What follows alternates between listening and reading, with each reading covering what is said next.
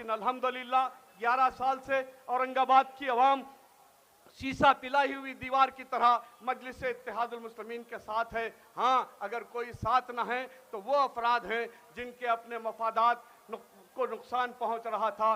کوئی سیاسی آقاؤں کی جوتیاں اٹھانے کو اپنا طرح امتیاز سمجھتا تھا، وہ کانگریسی ٹولہ جو صرف اپنے مفادات کو اپنے آقاؤں کے جوتیاں اٹھا کر پورے کرنے والے، وہ سمجھ رہے تھے کہ ہماری سیاسی روٹیاں سیکنے کا وقت آیا ہے، ہم انتشار پیدا کریں گے، اور وہی کام کیا جو برسوں سے ہمارا اتحاد تھا۔ 11 سال کا جو اتحاد تھا اس کو نقصان پہنچانے کے لیے بی جے پی، R S S, Shiv Sena, Bajrang دل اور کانگریس، این سی پی، شیو سینا کے ہاتھوں اعلیٰ کار بن کر مختلف ان کا پیسہ لے کر ہم میں انتشار پیدا کیا گیا۔ کوئی 5,000 ووٹ لیے، کوئی 2,000 ووٹ لیے، کوئی 3,000 ووٹ لیے، لیکن آپ بتائیں کہ وہ جو اپنی انا کی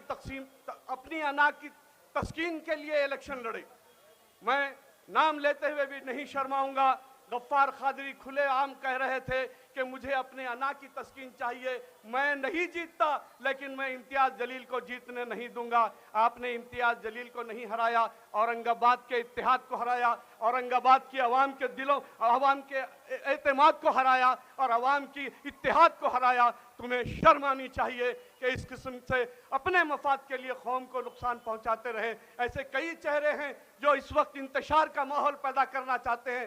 میں آپ سے درد مندانہ اپیل کروں گا، آپ چہرے کو نہ دیکھیں۔ ایک واقعہ میں آپ کے سامنے، ایک تاریخی واقعہ بتاتے ہوئے اپنی بات کو ختم کروں گا۔ حضرت ابوبکر صدیق رضی اللہ تعالیٰ عنہ میدان جنگ میں تھے، اور اس وقت تک آپ کے فرزند اسلام قبول نہیں کرے تھے، اور وہ آپ کے مقابل دشمن کی صفوں میں سے مقابلہ کر رہے تھے۔ جنگ ختم ہوئی اور کھانے کے لیے بیٹھے تھے آپ اپنے گھر میں۔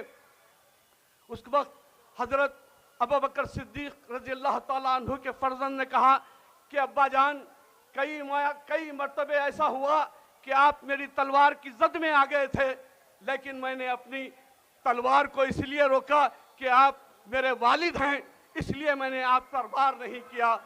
تو قربان جائیے، حضرت ابوبکر صدیق رضی اللہ تعالیٰ عنہ نے کہا کہ اگر خدا کی قسم میری تلوار کی زد میں آتے تو میں نہیں دیکھتا کہ یہ میرا بیٹا ہے۔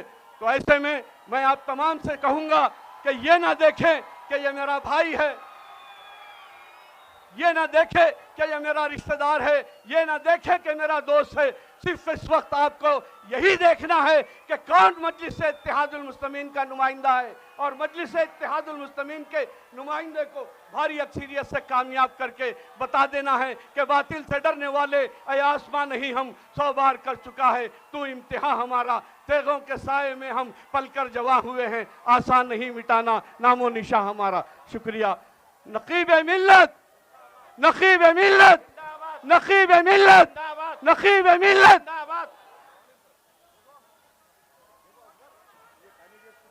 رہا ہوں آپ کی محبت، آپ کی چاہت، آپ کی دیوانگی، آپ کے ووٹ کی طاقت سے آج جو اورنگ آباد مہک رہا ہے، سارے ہندوستان میں فرقہ پرستوں کی نظروں میں کھٹک رہا ہے، اس کا ایک ثبوت لے کر آیا ہوں۔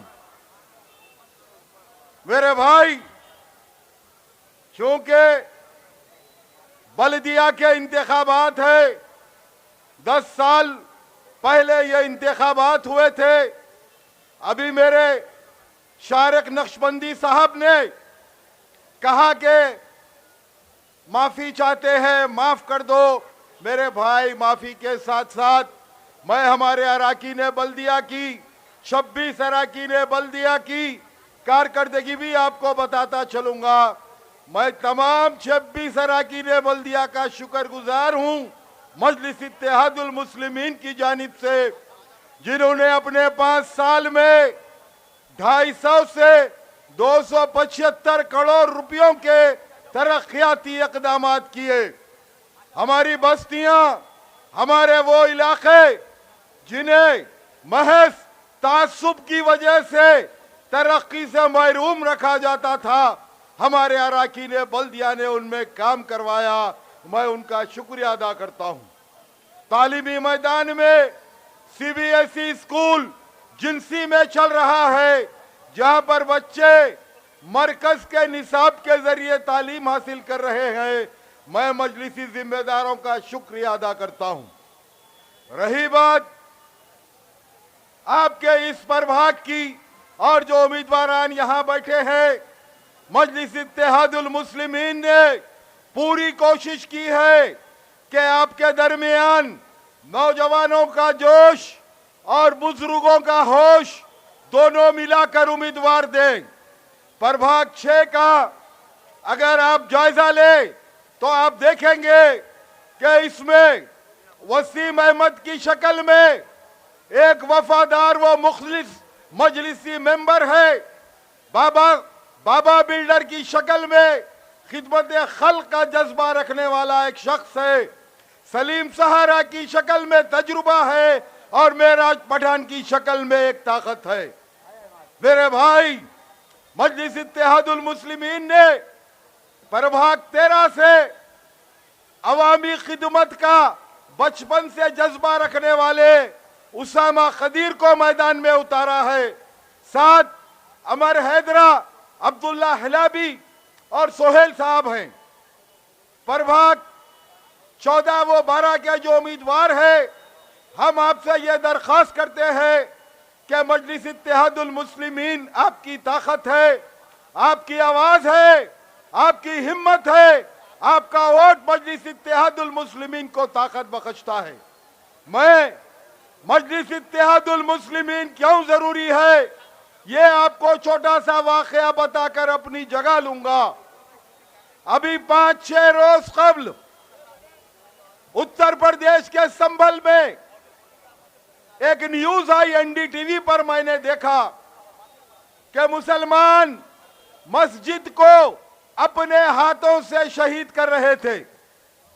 میں حیرت زدہ رہ گیا، ارے وہ مسلمان جو مسجد کو بچانے کے لیے جان کی بازی لگاتا ہے، وہ مسلمان جو مسجد کے تقدس کے لیے ہنستے ہنستے جان قربان کرتا ہے، وہ مسلمان اپنے ہاتھوں سے اپنی مسجد کو توڑ رہا تھا۔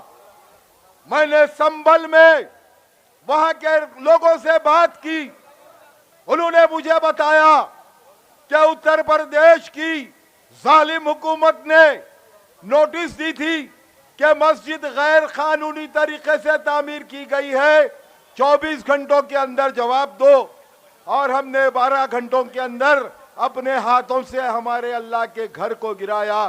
میں نے پوچھا ایسی کیا نوبت آ گئی؟ تو مجھے بتایا گیا صاحب اگر حکومت بلڈوزر لا کر گراتی تو ہمارے نوجوانوں کو سالوں کے لیے جیل میں بند کر دیا جاتا، لاکھوں روپے جرمانہ لگایا جاتا۔ کیا کریں گے؟ یہاں پر ہماری کوئی آواز نہیں ہے۔ ہم نے سماجوادی پارٹی کو اپنا مسیحا سمجھ کر ووٹ دیا تھا، لیکن ہمارے لیے کوئی لڑنے والا یہاں پر موجود نہیں ہے۔ میرے بھائی، یہ ہوتی ہے قیادت، یہ ہوتی ہے سیاسی آواز کہ مجلس اتحاد المسلمین آپ کو ضروری کیوں ہے؟ ہماری اپنی ریاست تلنگانہ میں 2 مہینے قبل بائی الیکشن ہوا، چیف منسٹر ریاست صاحب سے درخواست کی، صاحب یہ الیکشن میری عزت کا مسئلہ ہے، مجھے جیتنا ہے، آپ میرا ساتھ دیجئے۔ اسد صاحب نے کہا جوبلی ہلز میں قبرستان نہیں ہے، آپ قبرستان کے لیے جگہ دیجئے۔